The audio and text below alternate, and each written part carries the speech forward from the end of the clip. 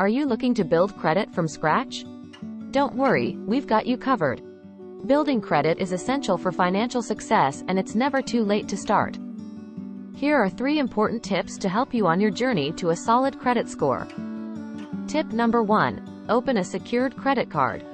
A secured credit card requires a cash deposit upfront, and the credit limit is typically equal to that deposit.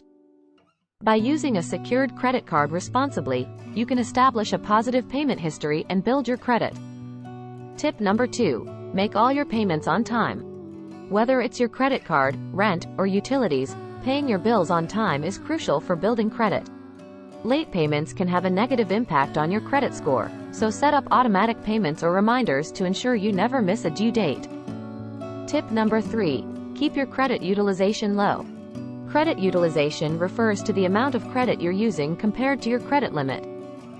Aim to keep it below 30% to show lenders that you're responsible with your borrowing. Be mindful of your spending and consider paying off your balances in full each month.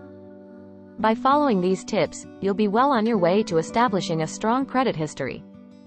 Remember, building credit takes time, so be patient and consistent.